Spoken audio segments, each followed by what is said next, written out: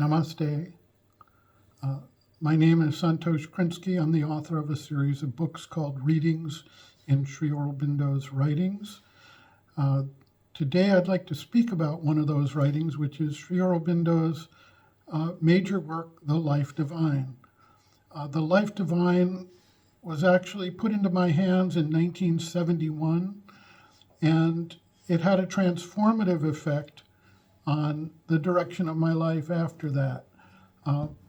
I wasn't sure what to do with my life, why I was alive, what I was here to do, what the significance of life was.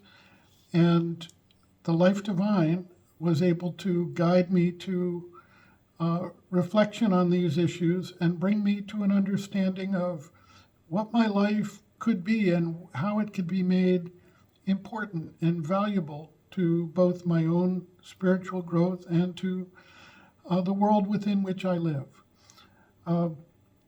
Sri Aurobindo starts off by identifying the general human aspiration. And I'd like to mention that this is not a religious pursuit, this is not a philosophical pursuit, this is not a scientific pursuit, this is a human pursuit.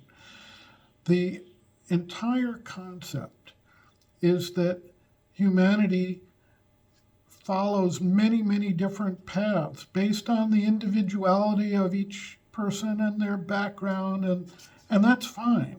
But what is it that's common among all humanity?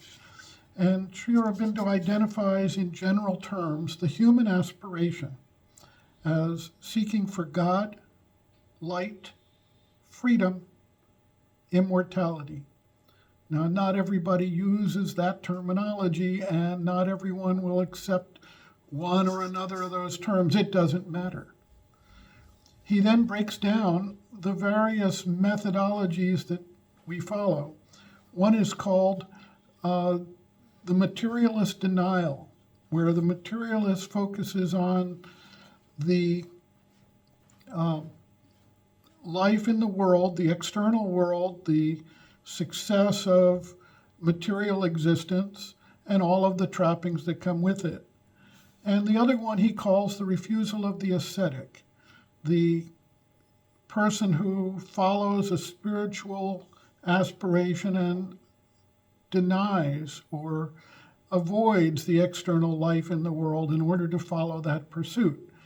And regardless of whether you're a scientist, a philosopher, or a monk or a nun, whatever it might be, you're basically going to fall into one or the other of those categories for the most part. He then finds the common denominator, which is the reality omnipresent. In other words, both methods are part of one larger reality of the universal creation. And there is a way to harmonize and develop an understanding of that. Through the 1,000+ pages of this book, he goes through how we know, what we don't know, how we go about understanding the world, the levels and order of existence, etc., and concludes with the development of what he calls the Gnostic being, the individual who transcends the transitional state of the mental human being, and the founding therefrom of the life divine on earth, in this world, as part of the intention in the universal creation. I recommend this book to anybody who is interested in exploring the directions that their life may take and what their meaning and significance of life is.